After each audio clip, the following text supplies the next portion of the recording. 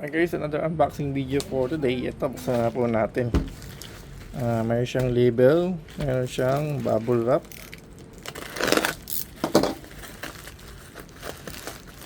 Buksan na po natin yan.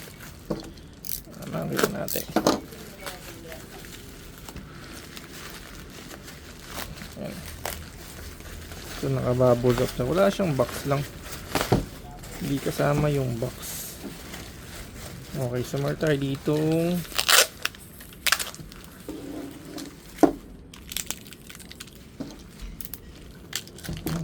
bigat din ah.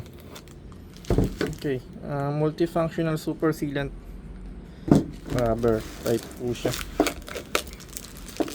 Okay, meron siyang kasama nozzle pandulo. Ito plano lang pala siya guys, plastic lang siya. Kasama niya ay plastic, hindi siya metal kagaya ng iba, pero okay na siguro to, pwede na rin. So yun guys, so saan ba siya gawa?